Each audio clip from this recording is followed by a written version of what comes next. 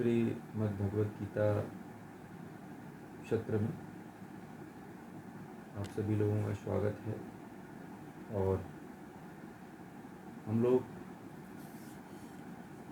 श्रीमद् भगवत गीता के द्वितीय अध्याय में सांख्य और योग विषय का स्वाध्याय कर रहे हैं। बहुत ही महत्वपूर्ण विषय चल रहा है। एक तो आत्मा का स्वरूप और दूसरा निज स्वरूप, स्वधर्म। और स्वधर्म जो है हमारा और आपका, उस स्वधर्म में कैसे जीना चाहिए, किस तरह से उसे हमें उसका अपने जीवन में पालन करना चाहिए और कैसे पालन करके हम उसे इस संसार से निकल सकते हैं। यह तमाम ज्ञान और ज्ञान की गंगा का अध्ययन जो है भगवान श्री कृष्ण के मुख से जो है हम लोग सुन रहे हैं, जो बड़ा ही दुर्लभ है। अभी आत्मा के स्वरूप में भगवान श्री कृष्ण ने कहा यह ज्ञान बड़ा दुर्लभ है। किसी को समझ में आता है, किसी को समझ में नहीं आता है। जिसको समझ में आता है वो अपने अनुसार इतना इसको आश्चर्य में इसका वर्णन करता है कि कोई कह नहीं सकता है। तो चलिए हम लोग प्रारंभ करते हैं श्लोक नंबर 34 से।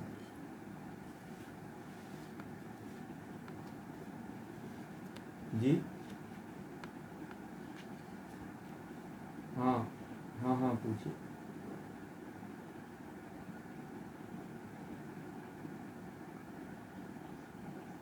एकदम एकदम एकदम कर सकती है, उसमें कोई समस्या नहीं है।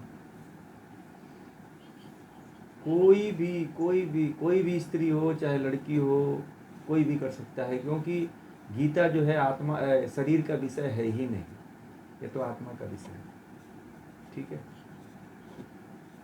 इसका कोई भी स्त्री हो, आप ने निधड़क जो है इसको सुन सकती है, अपने जीवन में आत्मसात कर सकती है। ठीक है, शरीर, यह ज्ञान जो है शारीरिक नहीं होता है, ज्ञान आत्मिक होता है और शरीर से कोई संबंध नहीं होता है ज्ञान का। इसलिए आप ज्ञान लेना हो, गीता का ज्ञान लेना हो और अध्यात्म सीखना हो तो इसका कोई प्रभाव इस सब का नहीं पड़ता है।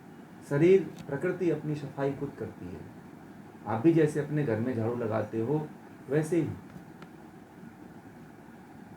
सब काम करते ही हो, झाड़ू लगाते हो। इसीलिए कोई इस पे आप शंका मत रखिएगा, कोई भी ऐसा अपने अंदर हीन भावना मत रखिएगा और निधड़क जोड़िए आप इसमें। ठीक है, धन्यवाद। चलिए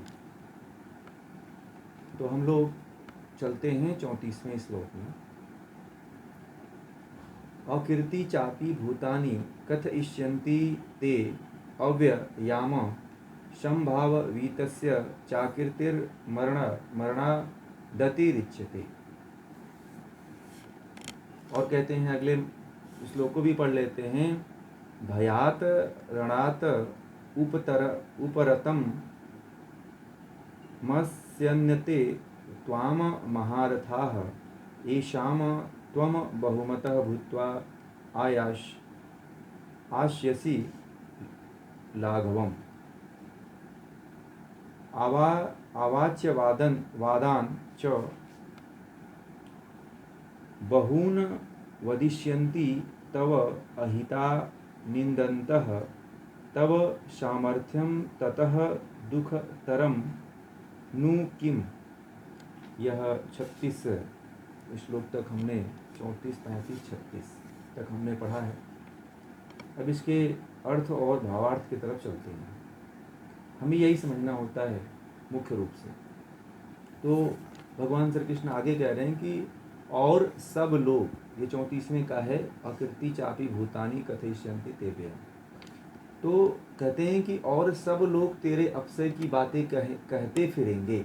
हे अर्जुन, तेरे अपशय, तेरे अपमान, तेरे बारे में जो है, तेरे जो यश है उस यश को अपशय में बदल करके लोग बात करते हुए करेंगे, ऐसा अवसर जो कभी मिटने वाला नहीं होगा, ऐसी बदनामी तेरी होगी, यह तेरे जीवन में एक दाग की तरह हो जाएगी जो कभी मिटेगी नहीं। सम्मानित पुरुष के लिए अपसय होना मरने से भी अधिक बुरा होता है। यदि कोई समाज में बड़ी प्रतिष्ठा पा चुका है तो उस व्यक्ति के लिए यदि संसार में अपसय हो गया तो उससे बड़ी उसकी मृत्यु नहीं होती है। दुनिया में आम इंसान के लिए मान अपमान और अपसय, जो अपकीर्ति, जिसको कीर्ति का जो नाश करती है, वह यदि हो जाए तो वह कभी मुंह दिखाने लायक नहीं होता है। इसीलिए आपने देखा होगा कि बहुत से ऐसे व्यक्ति हैं, बहुत से ऐसे लोग हैं जो उनकी बदनामी होती है तो सीधे जो है आत्महत्या आदि कदम उठा लेते हैं। शरीर की हत्या है, ठीक है, आत्महत्या नहीं, इसको शरीर की हत्या कर लेते हैं। क्यों? क्योंकि अपसय एक ऐसा आघात है जिसको एक समाज में, प्रतिष्ठित समाज में प्रतिष्ठित व्यक्ति जो है सहन नहीं कर पाता है। तो इसीलिए भगवान श्री कृष्ण कहते हैं कि तू अपसय, तेरा इतना अपसय होगा कि तू यदि युद्ध को छोड़ देता है तो तू अपसय से मर जाएगा। चलो यहाँ तो तुम युद्ध में छोड़ करके तू भाग जाओगे, परंतु इतना अपसय होगा कि जहाँ जाओगे वहाँ जिस राजा के पास जाओगे, जिस कुटुंब के पास जाओगे, परिवार के पास जाओगे, अपने बच्चों के पास जाओगे, वही तुम्हारे अपसय की बातें किया करेंगे कि हमारे पिताजी अर्जुन बड़े धनुर्धारी थे, दादाजी, पिताजी, और वह युद्ध छोड़ करके भाग गए। वह बहुत बड़े क्षत्रिय हुआ करते थे परंतु युद्ध छोड़ करके भाग गए। जब इस तरह का कोई अपसय सुनता है, और खास तरह से जो क्षत्रिय योद्धा होता है, तो वह बर्दाश्त नहीं करता है, फिर तो उसका खून उबलने लगता है। तो वही जो उसका स्वधर्म है, अपना जो धर्म है, छात्र धर्म है, वही भगवान श्री कृष्ण अर्जुन को बता रहे हैं कि तू अपने अपसय से मर जाएगा। तू युद्ध लड़ ले तो बहुत अच्छी बात है, परंतु युद्ध नहीं लड़ेगा और तू जाकर के संन्यास ले लेगा, भीख मांग करके अपनी जिंदगी को जी लेगा, तो इतनी तेरी बदनामी होगी कि तुझे कोई भीख भी नहीं देगा। कहेगा कि तेरे शरीर में इतनी भुजाएं हैं और तू भीख मांग रहा है। आज के समय में क्या होता है कि कोई नौजवान लड़का या लड़की कोई भीख मांगते नजर आ जाए तो लोग क्या कहते हैं? कहते हैं कि अरे तुम्हें शर्म आनी चाहिए, है ना। कहते हैं लोग की शर्म आनी चाहिए, तुम इतना हट्टे कट्टे होकर के तुम भीख मांग रहे हो। ऐसे बहुत से आपने देखा होगा, लोग देते नहीं है ऐसे लोगों को भीख। तो वही भगवान श्री कृष्ण बहुत आगे की सोच करके अर्जुन को कह रहे हैं कि तेरा इतना अपसय हो जाएगा कि तू अपसय के कारण जो है मृत्यु को चुन लेगा। इसलिए इससे अच्छा तो है कि तू युद्ध ही करके मर जा तो अच्छा है। और इतनी बातें बता दी गई कि ये जो तुम्हारे शरीर में आत्मा है ये मरने वाली है ही नहीं, न इसको कोई मारने वाला है, तब भी तू इतना चिंता कर रहा है। कह रहे हैं कि बड़े बड़े योद्धा लोग, महारथी लोग यह समझेंगे कि तू भय के कारण युद्ध से भाग गया। ये जो बड़े बड़े जो योद्धा लोग हैं ना, बड़े बड़े जो महारथी लोग हैं, बड़े बड़े जो राजा लोग यहाँ पे उपस्थित हुए हैं, तेरे अंदर दया को नहीं देखेंगे। वो कहेंगे कि ये डर के मारे भाग गया। तू भले से इनके प्रति दया का भाव दिखाता है। हे अर्जुन, तू ये समझता है कि ये मेरे हैं और इनके प्रति तू दया भाव जो दिखा रहा है ये तेरे नहीं है, और तेरे प्रति यही तेरा आने वाले समय में तुझे बदनाम करेंगे। यही होता है, आपके जीवन में भी ऐसा ही कुछ होता है। आप कभी शांत हृदय से सोचने का प्रयास करिएगा। कभी कभी आपके घर में, आपके परिवार में, आपके समाज में भी इसी तरह की घटनाएं घटित हो जाती हैं। आप भी इसी मोड़ पर आकर के खड़े हो जाते हो जहां पे अर्जुन खड़ा होता है, और निकल नहीं पाते हो। फिर आज का इंसान तो सीधे जो है शरीर की हत्या करता है, अपने आप जो है फांसी लगाता है, पंखे से लटक जाता है, सुसाइड नोट लिख के डाल जाता है।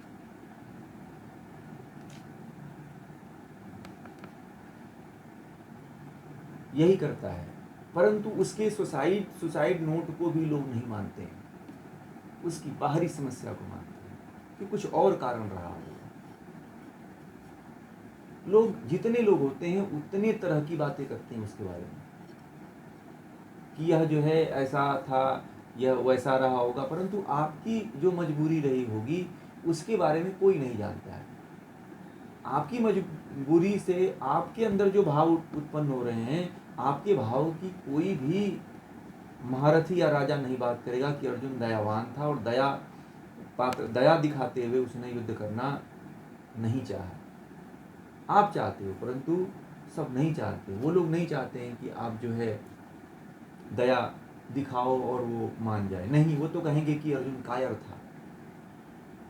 आप कितना भी उनके सामने झुक जाओ, गिर जाओ, परंतु आपको कायर ही कहेंगे वो लोग। ये बड़े बड़े जो महारथी और जो ये राजा लोग आए हुए हैं, अर्जुन तुझे यही कहेंगे कि तू भय के कारण युद्ध छोड़ दिया, तू मेरी बात को मान जा। और कहते हैं कि विमुख हो गया है। जिनके लिए तू अब तक बहुत आदरणीय था ना, उनकी दृष्टि में अब तक आदरणीय होकर अब तू छोटा हो जाएगा। पर ये भी सुन ले कि जो तेरा सम्मान कुछ करते थे ना लोग, वह तेरा सम्मान भी नहीं करेंगे, वह भी तुझे गाली देंगे। है ना, होता है ना ऐसा कि मान लीजिए आप जिसके प्रति बड़ा ही आप आदर भाव रखते हो, सम्मान भाव रखते हो, प्रेम भाव रखते हो, तो ऐसा देखा गया है यदि वह कुछ ऐसी अपयश का कार्य कर देता है तो उसके प्रति घृणा का भाव उत्पन्न हो जाता है। उसके प्रति जो है जो सम्मान का भाव होता है वह भीतर से हट जाता है। फिर लोग जो है अपशब्दों का प्रयोग करने लगते हैं, गालियों आदि का प्रयोग करने लगते हैं और तरह तरह की इधर उधर की बातें जो है करने लगते हैं कि तू ऐसा है, तू ऐसा है, ये ऐसा व्यक्ति है, ये इस तरह से कार्य करता है, वो उस तरह से कार्य करता है। तमाम तरह की बातें जो नहीं कहनी चाहिए वह भी बातें कहने लगते हैं। यदि आप अपने कर्म से, आप लोग भी यदि विमुख होते हो, कोई भी घर का ही अगर काम हो या नौकरी का काम हो, या आप अपनी नौकरी को छोड़ते हो अपनी परिस्थिति के लिए, तो भी आपके जो कर्मचारी, आपके साथ ही जो काम करने वाले हैं, वो कहते हैं कि अरे यह जो है डर के मारे, भय के मारे, इस कारण उस कारण जो है अपना ये कार्य छोड़ करके भाग गया। तो आपकी मजबूरी को वो नहीं देखते हैं और फिर वही गाली लोग देते हैं। और जो आपके साथ रहते हैं, जो आपके घर वाले रहते हैं, वो कहते हैं कि, या कोई और रहता है, दोस्त मित्र रहता है, या कोई आपका नज़दीकी संबंध रहता है, या पत्नी आदि कोई रहती है, तो वह भी जो है उसके अंदर से भी यह भाव, सम्मान का भाव समाप्त हो जाता है। ठीक है, वह भी जो है अपशब्दों का प्रयोग करके आदरणीय जो भाव है वो आदरणीय भाव हट जाता है। जीवन में हर किसी के लिए आदरणीय भाव तभी तक बना रहता है जब तक आप विचारों से कोई समझौता नहीं करते हो, उच्च विचारों पे आप टिके रहते हो, अपने उसूलों पे आप टिके रहते हो। और जिस दिन आप अपने उसूलों से एक क्षण के लिए भी यदि इधर उधर हुए तो फिर आपके जो आदरणीय भाव हैं सामने वाले व्यक्ति से सदा के लिए हट जाता है। वह आपके लाखों जो है उपकार को भूल करके आपके एक जो है अपकार की भावना को जीवन पर्यंत लेकर के ढोता रहता है।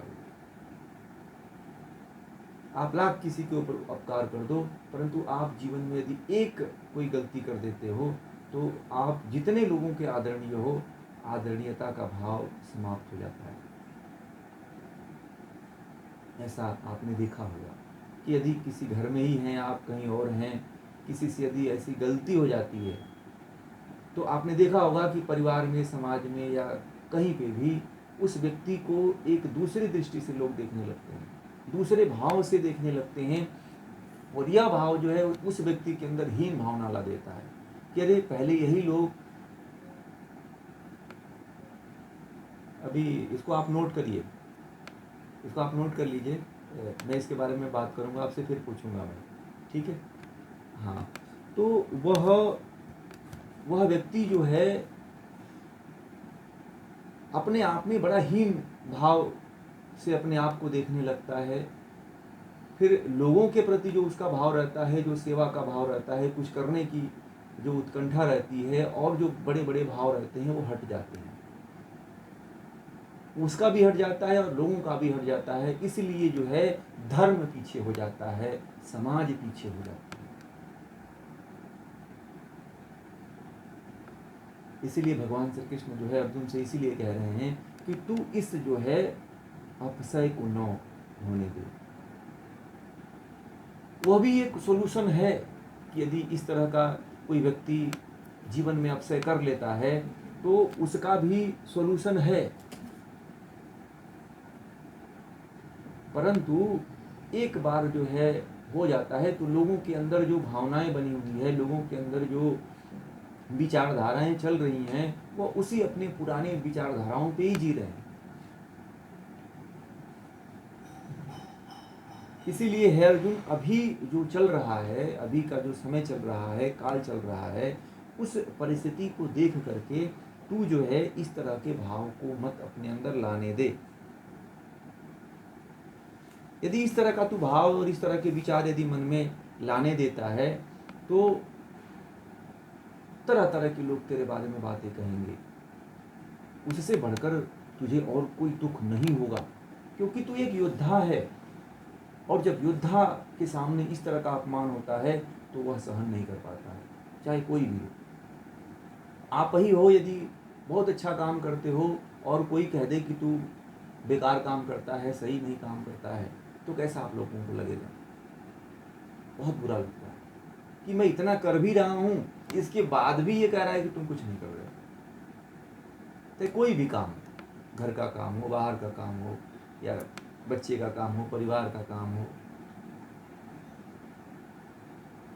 तो इसलिए जो है ये जो तमाम समस्याएं हमारे जीवन में आती है, रोजमर्रा के जीवन में आती है, यही हमारा जो अर्जुन के साथ समस्याएं खड़ी हो रही हैं, यही समस्याएं हमारे साथ हैं और सेम है।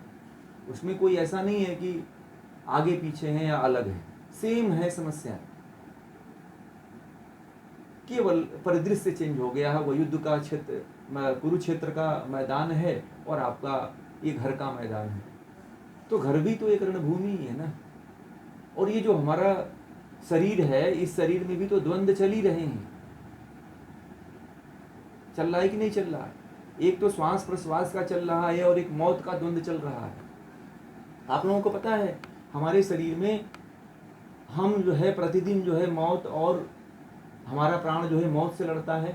कितने लोगों को पता है कि हम जो है प्रतिदिन युद्ध करते हैं, प्रतिदिन जो है हम लड़ाई लड़ते हैं? आप लोगों को पता है कि हम प्रतिदिन मौत के मुंह से निकल करके आते हैं, प्रतिदिन हम लड़ाई लड़ते हैं अपने जीवन से। और सुबह जब होती है तो इसीलिए भगवान का हमें प्रार्थना करना चाहिए कि हे प्रभु, आपने आज हमें जो है एक नया जीवन दे दिया। इसीलिए हम आपका धन्यवाद करते हैं, आपके आभारी हैं ईश्वर की। इसीलिए सुबह उठ करके प्रार्थना की जाती है, सुबह सुबह उठ करके भगवान को प्रणाम किया जाता है, गायत्री मंत्र आदि का जप किया जाता है, धरती माँ को प्रणाम किया जाता है कि हे धरती माँ, आपने हमें पैर रखने के लिए पुनः से जमीन दे दिया। नहीं तो पता नहीं क्या हो जाए, सोए और सो करके ही सो जाएं, ये कौन जानता है।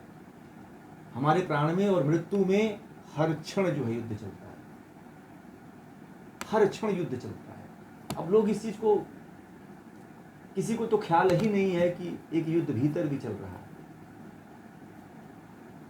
प्राण जो है, प्राण लड़ रहा है, 24 घंटे युद्ध लड़ रहा है, और शरीर के भीतर जो है इसको जिंदा रखने के लिए हर क्षण जो है श्वास को ले जा रहा है, निकाल रहा है, ले जा रहा है, निकाल रहा है, ले जा रहा है। वह इसको जिंदा रखने के लिए तत्पर रह रहा है,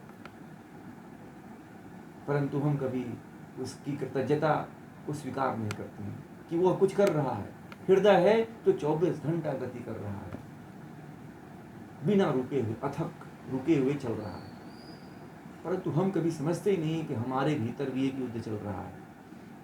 ये तो शारीरिक रूप से युद्ध चल रहा है, परंतु इसके बाद जो है मानसिक रूप वाला जो युद्ध होता है वो बड़ा खतरनाक होता है। वह उस युद्ध, शारीरिक युद्ध से भी खतरनाक जो होता है वह मानसिक युद्ध होता है।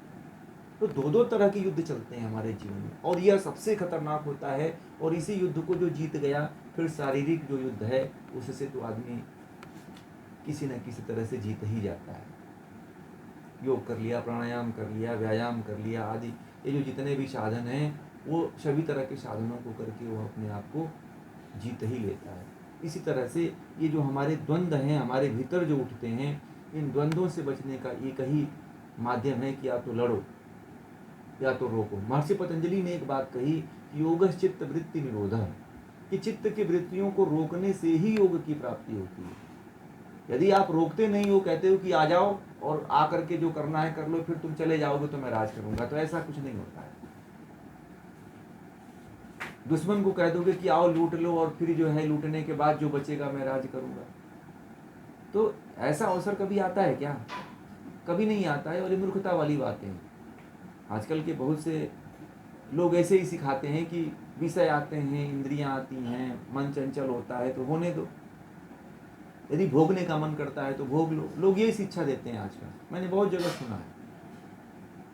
तो इस तरह की जो शिक्षाएं हैं वो लोगों को जो है नरक में लेके जाती है, उनके जीवन को बर्बाद करती है, उनका जीवन खराब करती है। इसीलिए यदि आप गीता पढ़ते हो, गीता समझते हो, तो आप अपने जीवन से हमेशा युद्ध करोगे। जीवन से जो युद्ध नहीं करता है वही व्यक्ति जीवन से हार जाता है, और जो जीवन से युद्ध करता है वही उसी व्यक्ति की जीत होती है। और कोई छोड़ देता है कि हमें तो युद्ध नहीं करना है, ऐसे ही हो जाएगा, भगवान कर देगा, ऐसा होता नहीं है। जो आप लोग सोचते हो कि ईश्वर कर देगा, तो ईश्वर कभी ऐसा नहीं करता कि बिना आपको मोक्ष आपको मिलना है और दूसरा कोई लड़ाई लड़े। ये कैसे संभव है? ये बचकानी बातें हैं। मुझे लगता है कि ये बच्चों जैसी बातें हैं। बच्चे जो खेलते हैं ना आपस में खिलौनों से, वस्तुओं से, तो ये बचकानी बातें हैं जो इनका कोई औचित्य नहीं है। हम लोग भी इसी चक्कर में पड़े हुए हैं कि कभी ना कभी ईश्वर की कृपा हो जाएगी तो हमारा भी कल्याण हो जाएगा। ऐसा कभी नहीं होता है। युद्ध तो आपको ही लड़ना पड़ेगा, और संग्राम में तो कूदना ही पड़ेगा अर्जुन की तरह। अपने आप को यदि अपयश से बचाना है, लोगों के बातों से अपने आप को बचाना है, तो युद्ध करिए, लड़ करके मरिए। जीवन यही है। कभी कायरों की तरह आत्महत्या मत करिए, शरीर की हत्या मत करिए। ये कायर लोग होते हैं जो शरीर की हत्या करते हैं। वह व्यक्ति युद्ध बिना लड़े हुए जो है अपने आप को सरेंडर कर देता है। तो ऐसे कायर और नीच व्यक्ति मत बनिए। इस तरह के लोगों के लिए ईश्वर के लोक में पर जो है कोई स्थान नहीं रहता है। इनको तो जो है पाषाण योनियों में डाल दिया जाता है। पता है आप लोगों को? पत्थर योनि में डाल दिया जाता है कि पड़ा रह करोड़ों वर्षों तक। जो अपनी आत्मा का हनन करता है, जो स्वयं अपनी आत्मा को मारता है, उसको भगवान ऐसी जगह डालता है कि वह कभी मुक्त होता ही नहीं है। पत्थर आदि योनियों में, कंकड़ पत्थर रेत आदि योनियों में बना देता है कि फिर अब वो न नष्ट होगा, करोड़ों अरबों वर्ष न नष्ट होगा, न उसकी मुक्ति होगी। तो इस तरह की कायरतापूर्ण जो है भाव और विचार कभी भी नहीं लाना चाहिए। गीता कहती है कि युद्ध करो। भगवान श्री कृष्ण अर्जुन को बार बार कहते हैं कि युद्ध करो। तुम्हारे अंदर कोई समस्याएं आ रही हैं तो उन समस्याओं से लड़ो, भागो मत, कायर मत बनो। और आजकल के लोगों की सबसे बड़ी समस्या है कि कायरता को दिखा करके ये सोचते हैं कि लोग हमारे बारे में सोचेंगे और मैं जो है किसी दूसरे को दोष दे करके मर रहा हूँ तो वह व्यक्ति फंसेगा। ये मूर्खता वाली बातें हैं। आपके सामने जो हो जाता है युद्ध में, तलवार से तलवार लड़ती है और आप किसी को मार देते हो, तो वही निर्णायक युद्ध होती है। आपके जाने के बाद कोई आपकी लड़ाई नहीं लड़ने वाला है। और इस तरह की जो सोचता है व्यक्ति, वह एक तरह से निरा मूर्ख ही है। बहुत से ऐसे मैंने देखा है, बहुत से पढ़े लिखे लोगों के मन के भीतर जो है, मेरे पास तो बहुत से लोग आते हैं जो इतने हाई लेवल के जॉब में जो हैं, नौकरियां कर रहे हैं, परंतु कहते हैं कि मेरे अंदर कभी कभी आत्महत्या करने का विचार आता रहता है। तो वही कायरता है, जो अज्ञानता है, जो गीता को नहीं पढ़ा व्यक्ति, वह व्यक्ति इसी तरह का विचार लाता है। तो मैं जब इस तरह के लोग आते हैं तो सबसे पहले मैं गीता उनको भेंट करता हूँ। तो कहता हूँ कि आप एक बार गीता को पढ़ के आना, नहीं आए समझ में तो मुझसे पूछना, मैं आपको समझा दूंगा। तो जो एक बार गीता सुन लेता है या किसी से पढ़ लेता है, तो वह व्यक्ति जो है कभी कायर नहीं होता है, जीवन के किसी भी युद्ध में कायर नहीं होता है। कभी ना अपने जीवन से हार मानता है, ना कोई उसे बाहरी ताकत यदि युद्ध करने के लिए परेशान करती है तो उससे डरता है। वो युद्ध में जीत के आता है, विजयी होके आता है। गीता को इसीलिए भारत की एक बहुत बड़ा पवित्र ग्रंथ माना जाता है। और पवित्रता का मतलब ये नहीं कि आप इसको एकदम पवित्र रखो, बचा करके साफ सुथरा रखो। ये कागज के पन्ने हैं, एक दिन नष्ट हो जाएंगे, ज्ञान नष्ट नहीं होने वाला है। इसलिए ज्ञान आत्मा तक पहुंचना चाहिए। इन कागज के टुकड़ों की कीमत नहीं है। ज्ञान की कीमत है कि आपके भीतर ज्ञान जाना चाहिए। आप मन से कितना पवित्र हो, बुद्धि से, अपने आत्मा से कितना पवित्र हो, यह मायने रखता है। शरीर और ये जो कागज के टुकड़े से बने हुए हैं, इनका दोनों का अस्तित्व एक ही है और एक दिन एक ही मिट्टी में दोनों जाकर के मिल जाएंगे। जिसको आप इतना पवित्र मानते हो कि इस ग्रंथ को बिना नहाए धोए नहीं पढ़ना चाहिए, बिना जो है पूजा किए हुए नहीं छूना चाहिए, ये सारी भ्रम है। गीता को आप खाते पीते सोते बैठते हर समय अपने पास रखिए। बहुत समाज में एक भ्रांतियां हैं कि बिना नहाए धोए गीता नहीं छूना चाहिए, बिना नहाए धोए गीता नहीं पढ़ना चाहिए। यह सब ऐसी कुरीतियां लाई गई हैं कि लोग जो है ग्रंथों से परिचित ही न हो पाए। ऐसा कुछ नहीं है। गीता को पढ़िए, आप पवित्रता रखिए, साफ सफाई रखना जरूरी होता है, परंतु ऐसा नहीं है कि आप ग्रंथ छुए ही मत। महिलाओं को कह दिया गया कि आप मासिक धर्म के समय जो है शास्त्र नहीं छू सकते हो। शास्त्र का संबंध जो है आत्मा से है, शास्त्र का संबंध शरीर से थोड़ी है कि अब वह जो कागज का टुकड़ा है वो, अरे शरीर है तो शरीर को फेंक दो। आप फेंक दोगे क्या? उसी में तो सब कुछ हो रहा है ना, उसी में मासिक धर्म आते हैं, उसी में से तो हम लोग भी निकलते हैं ना। हमारा भी तो जन्म उसी गर्भ से होता है। तो क्या उस शरीर को ही फेंक दिया जाए? हमारे शरीर में 24 घंटे जो 9 द्वार हैं, उनसे 24 घंटे गंदगी निकलती है। आप साफ करके आओ, आप 5 मिनट में देखो गंदगी आपके हर छिद्र से निकल जाती है। नाक से, आंख से, कान से, मुंह से, गुदा से, हैं, जितने मूत्र नली से, सब जगह से गंदगी निकलती रहती है, 24 घंटा निकलती रहती है। परंतु शुद्धता किसमें है? भगवान श्री कृष्ण ने कहा कि आत्मा जो है पवित्र है, आत्मा अजर है, आत्मा अनादि है, अनंत है, निर्विकार है, अकाट्य है। तो हमें तो शरीर को आत्मा मानना चाहिए, या आत्मा नहीं मानना चाहिए? हमें आत्मा मानना चाहिए। शरीर तो जड़ है, एक दिन नष्ट हो जाने वाली है।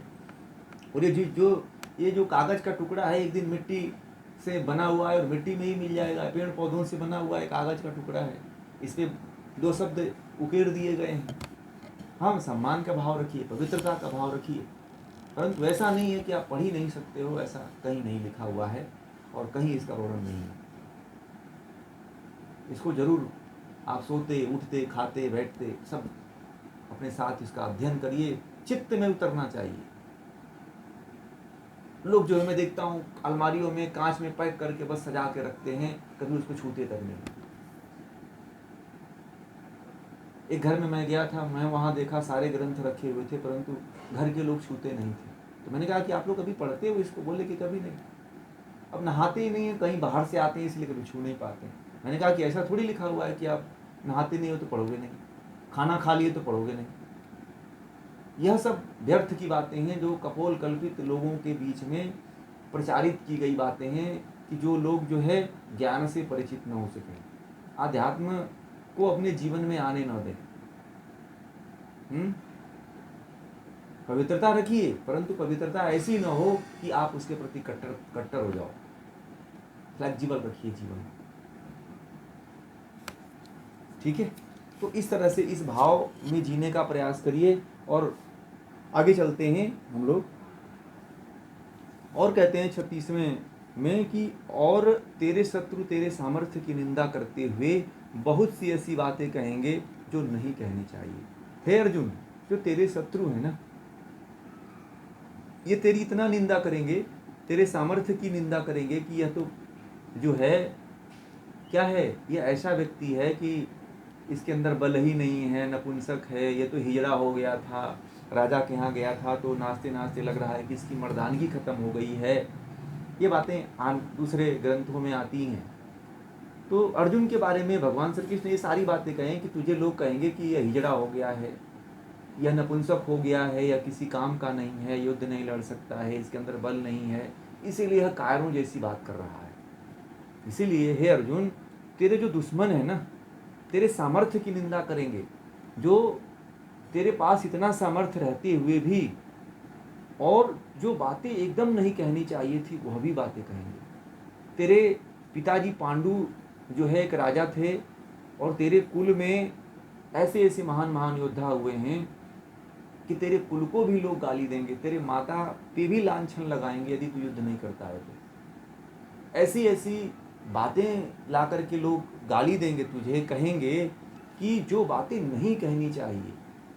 इससे अधिक दुख की बात और क्या हो सकती है। अब तू ही बता कि जब तेरे बारे में लोग इस तरह की बातें करेंगे तो अब इससे बड़ा दुख की बात क्या हो सकती है। हो सकती है क्या? ऐसी तो दुख की बात कभी कोई हो ही नहीं सकती है कि तेरे जिंदा रहते हुए तेरे जो है, जो तेरे अंदर बुराई नहीं है, उस बुराई को लोगों के सामने उकेरा जाए तो तेरा क्या रह जाएगा। तेरा ये बल, तेरा ये ज्ञान, तेरा ये जो सारा जो अस्त्र शस्त्र तू ले रखा है, इसका क्या औचित्य है, क्या मतलब है। इसलिए हे अर्जुन, तू युद्ध कर ले। देखिए इतनी फोर्सफुली जो है और ज्ञान की बातें देने वाले बहुत कम लोग होते हैं। वह यदि कोई हो सकता है तो वह अर्जुन ही हो सकता है, कृष्ण ही हो सकते हैं, बाकी और कोई नहीं हो सकता। क्योंकि कृष्ण ऐसा व्यक्तित्व है जो निस्वार्थ भाव से जीवन जीता है। वह अर्जुन को युद्ध कराने से उनको कोई विशेष स्वार्थ की सिद्धि नहीं होने वाली है कि अर्जुन को जिता देंगे तो उनको जो है दिल्ली इंद्रप्रस्थ का सिंहासन मिल जाएगा। उनका तो राजपाट द्वारका में था। वो तो केवल जो है पांडवों की स्थिति को देखने के लिए भगवान श्री कृष्ण आए थे, कुंती के विशेष आग्रह पे आए थे। इसमें कोई स्वार्थ अर्जुन कृष्ण का थोड़ी है। ऐसे ही जो निस्वार्थ प्रेमी होता है वह दूसरे के बारे में सोचता है। कृष्ण भगवान कृष्ण की तरह दूसरे के बारे में बातें करता है, दूसरे के बारे में ज्ञान पूर्वक बातें करता है, और बार बार जो है उसके कल्याण में जो बातें होती हैं, कल्याणकारी जो बातें होती हैं, उसको करने के लिए प्रेरित करता है। और जो बुरी बातें होती हैं, जो उसको अपसय की तरफ लेकर जाए, जो उसको गर्त की तरफ लेकर के जाए, जो उसको नरक की तरफ लेकर के जाए, उन विचारों और रास्तों से उसको हटाता है। मित्र वही होता है, गुरु वही होता है, जो गुरु के जो बोल और मित्र के बोल होते हैं थोड़े कड़वे होते हैं, परंतु खाने के बाद मीठे लगते हैं। उसका असर जो है बाद में मीठा लगता है, परंतु शुरुआती दौर में थोड़े कड़वे होते हैं। इसलिए जो अर्जुन, जो श्री कृष्ण की बातें हैं ना, वो अर्जुन को थोड़े लगती थी कि ये बातें जो है मेरे विरुद्ध हैं कुछ। इसीलिए बार बार अर्जुन, कृष्ण जो है अर्जुन को प्रेरित कर रहे हैं ज्ञान के द्वारा, क्योंकि ज्ञान जो है सभी नहीं देते हैं। सलाह सभी दे देते हैं, परंतु सलाह के साथ साथ ज्ञान देना बड़ा दुर्लभ है।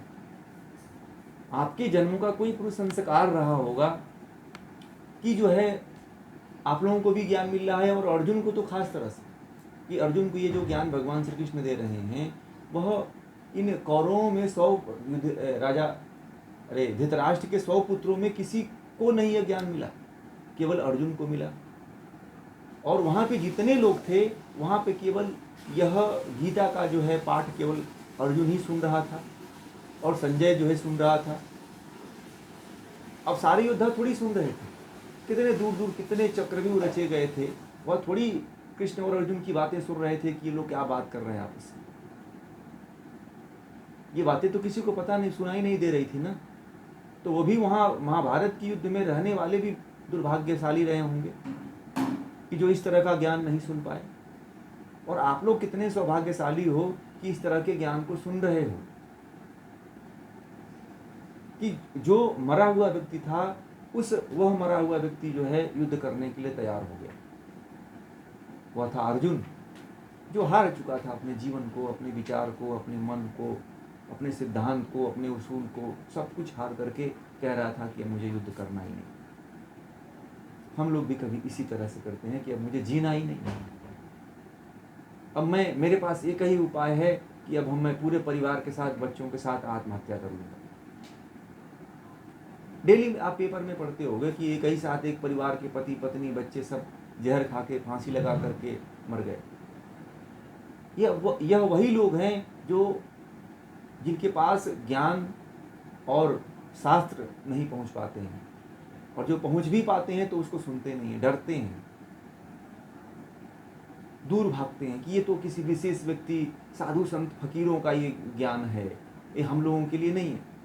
कुछ लोगों के लिए कह दो कि भैया आप गीता पढ़ो, नहीं ये हम लोगों के लिए ज्ञान नहीं है। अरे ये तो साधु संतों वाली बात है, हमको इससे क्या लेना देना, हम पढ़ लेंगे तो हम ज्ञानी हो जाएंगे, हम साधु संत हो जाएंगे। इतना आसान है क्या कि आप ज्ञान सुन करके एकदम जो है सन्यासी ही बन जाओगे, घर बार छोड़ करके भाग ही जाओगे।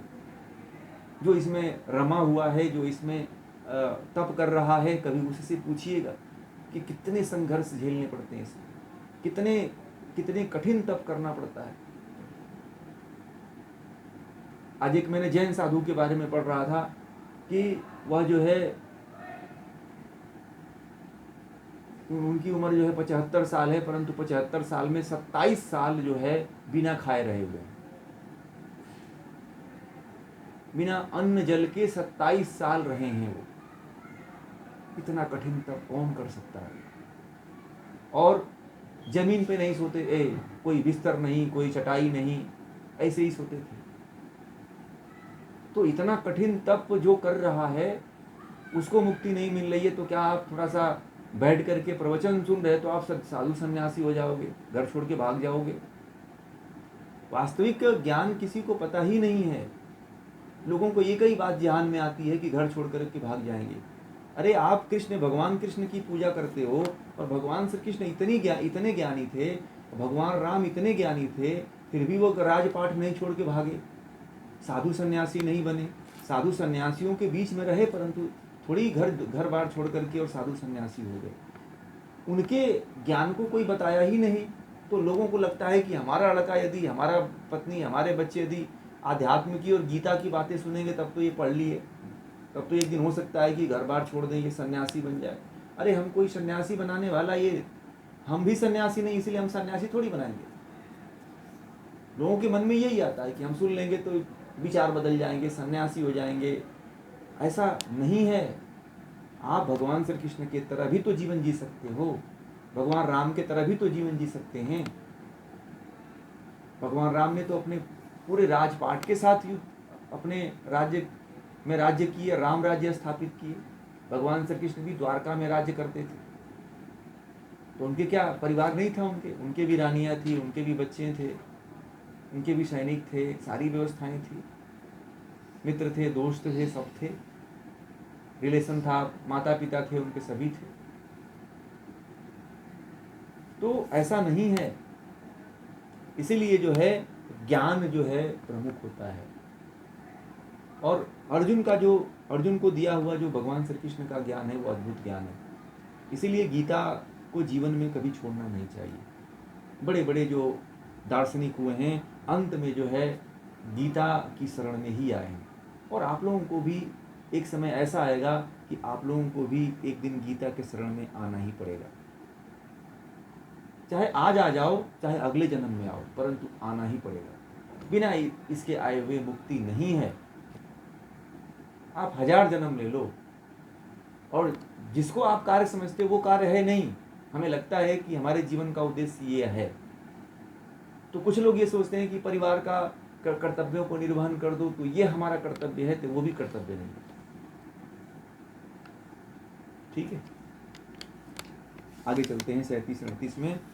कहते हैं कि हतो वा प्राप्स्यसि स्वर्गम जित्वा वा भोक्ष्यसे महीम तस्मात् उत्तिष्ठः कौन्तेय युद्धाय कृतनिश्चयः। सुख दुखे समे कृत्वा लाभालाभौ जयाजयौ ततो युद्धाय युज्यस्व नैवं पापम वाप्स्यसि।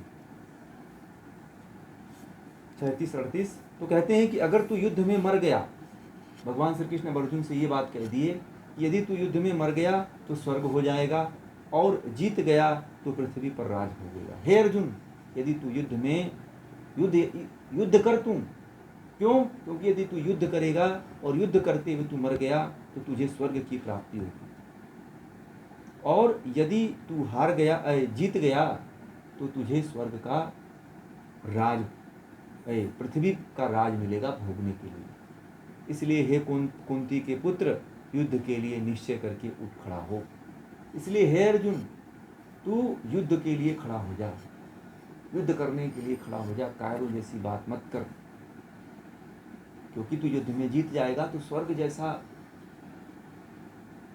स्वर्ग तुझे मिल जाएगा। अब ये कहाँ मिलता है किसी को? और हार भी गया, जीत भी, हार गए, युद्ध में मर गया लड़ते लड़ते तो स्वर्ग मिल जाएगा, और युद्ध में जीत गया तो तुझे पृथ्वी का जो इंद्रप्रस्थ है, हस्तिनापुर है, सारा मिल जाएगा तुझे। इसलिए उठ और युद्ध कर।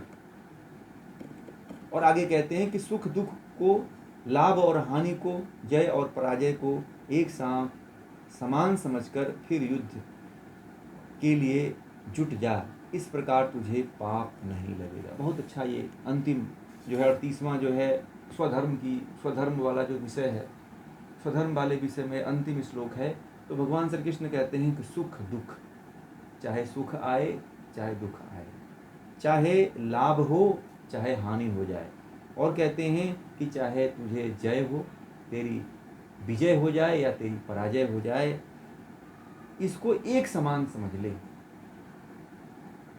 कोई भेद मत कर, इसको समान मान ले, एक समान समझ ले, और फिर युद्ध के लिए जुट जा, और इसलिए युद्ध करने के लिए तू तैयार खड़ा हो जा। इस प्रकार तुझे पाप नहीं लगेगा, नहीं तो तू घोर पाप में जाएगा यदि यह सब करता है तो। और जड़ जो स्थावर योनियां हैं उसमें चला जाएगा, और कभी मुक्त नहीं हो पाएगा यदि इस तरह का अवसर छोड़ करके और तू दूसरे अवसर की तरफ भाग रहा है। तो तेरे जैसा मूर्ख और तेरे जैसा पापी कोई नहीं होगा। व्यक्ति को इसीलिए जो है अपने जीवन में सुख दुख यदि आता है, लाभ हानि आता है, जय पराजय होता है, तो उसमें समान भाव बने रहना चाहिए। कभी ज़्यादा भयभीत नहीं होना चाहिए, कभी ज़्यादा जो है दुखित नहीं, खुशी नहीं होना चाहिए। ज़्यादा जो है लाभ हानि होती है तो इसमें भी व्यक्ति का हार्ट अटैक हो जाता है। यदि व्यापार में है तो उसे बहुत ज़्यादा लाभ हो गया तो बहुत खुश हो जाता है, बहुत ज़्यादा घाटा हो गया तो उसको दिल के दौरे पड़ जाते हैं। तो यह भी नहीं होना चाहिए। और कहते हैं कि यदि पराजय हो जाए तो भी लोग जो है दुखित हो जाते हैं, और जीत जाएं तब बड़ा हर्ष मनाते हैं। तो ये इसमें जो है किसी का ऊपर नीचे नहीं होना चाहिए, इसको समान भाव रख, अपने भीतर रख। यदि मैं जीत भी जाऊंगा, यदि मैं हार भी जाऊंगा तो मेरी स्थिति एक समान रहेगी। हमारे जीवन में भी ये भगवान श्री कृष्ण हम लोगों के लिए बात कह रहे हैं कि हम लोग जो है लाभ हानि सुख दुख जय पराजय में एक समान नहीं रहते हैं। इतने उच्च श्रृंखल हो जाते हैं, इतने उद्वेलित हो जाते हैं कि अपना आपा खो देते हैं। और जब अपना आपा खो देते हैं तो हम जो गलतियां नहीं करनी चाहिए वो बड़ी से बड़ी गलतियां कर देते हैं। इसीलिए कभी भी कुछ जीवन में बड़ा हो जाए या जीवन में बहुत दुख झेलना पड़ जाए तो उसको समान समझ करके झेलने का प्रयास करें। क्योंकि ये जो भी आपके साथ छोटी या बड़ी घटना होती है वह आप अकेले नहीं हो। संसार के आप अकेले प्राणी नहीं हो जो आपके साथ कोई घटना घटित होती है। और ये सदा से ऐसी घटनाएं घटित हो रही हैं और होती चली आएंगी। इसमें कोई केवल थोड़ा मोड़ा अंतर होता है, नहीं तो सबके साथ एक ही घटना घटित होती है, सबकी एक ही कहानी है। इसीलिए मैंने आपको एक दिन कहा था कि कहानियां सबकी एक ही होती हैं, केवल पात्र बदल जाते हैं। सुख दुख लाभ हानि जय पराजय यही होता है, पूरे कहानी का अंत होता है, सभी के जीवन का अंत होता है। जो हम अपने जीवन को पूरा देखने में लगा देते हैं किसी को, यह क्या कर रहा है, वह क्या कर रहा है। हमें यह ज्ञात होना चाहिए कि जो कहानी मेरी है वही दूसरे की भी होगी। इसीलिए जो है कभी भी हमें ऊंचा नीचा नहीं होना चाहिए, समभाव बना करके रखना चाहिए। इसीलिए आगे भगवान श्री कृष्ण ने कहा है समत्वम योग उच्यते, समता की भावना रखो। इसी में आएगा अभी।